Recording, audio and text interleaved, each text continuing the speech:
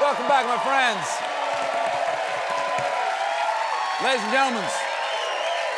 Oh, how lucky for all of you, because my first guest tonight is an actor you know from Sherlock, The Power of the Dog, and as Doctor Strange in the Marvel Universe. He now stars in The Thing with Feathers. There's times when I get angry with her, you know. Like, how could you die on me? She's the stoic one. I mean, she'd have made a much better widow. Yeah. Yeah, it's inconsiderate of her. Her mum keeps ringing me to remind me of things, you know. Do you remember when she... I know why she's doing it, but...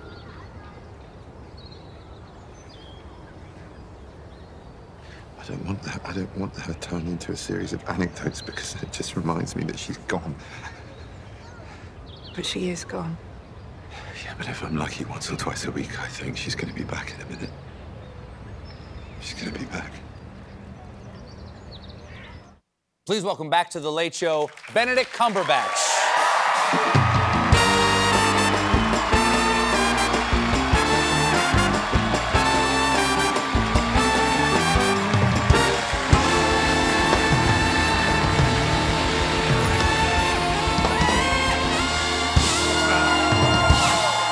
I didn't know you were a dancer. I had no idea you were a dancer.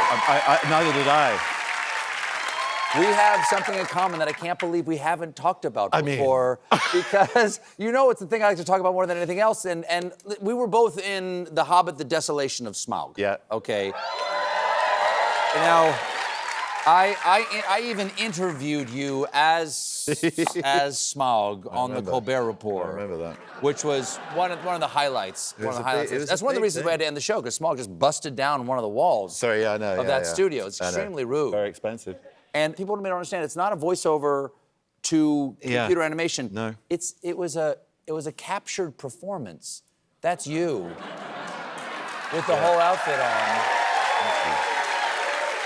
I remember calling Peter after I got the job and saying, I really want to come down and work with you in New Zealand.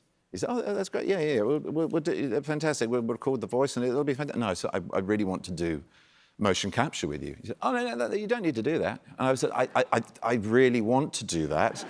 I think I need to do that because this thing is in its body. It's not just this kind of cut-off entity. And bless him, he let me do that. And I probably think none of it really ended up in the film. But it did give, I mean, you know, they were amazing about it. It gives you a prowling quality that's translated into your voice, I imagine. We did it over about 3 days. And at the end, I was like, okay, well, shall I just do the whole thing as a run? Because we've just been doing small segments. You went, what? I said, well, it was only 5 pages. It's not much compared to sort of running an entire bit of Hamlet or whatever Shakespeare play you care to mention that runs for 2.5+ hours.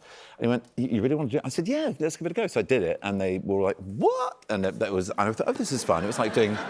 It's like doing very strange, you know, one-man pub theatre in London to a group of guys in a room that looked like a kind of IRS office, not that I know what that is. And I was just lost in it like a child. And then, you know, we did have to do a lot of the voice over again because when you're crawling around like that, you know, his voice is something like, you know, I can smell you, I can hear you. It's like that. It's very down. Chills. Can you cut the triple chin I did there? Because that's Sure. But, you know, when you're pretending to be him, I can smell you, I can hear, and it's all wrong. So we had to sort of amalgamate the voice with the movement again. But what a trip! We have to take a quick break. We'll be right back with more Benedict Cumberbatch, everybody. Stick around.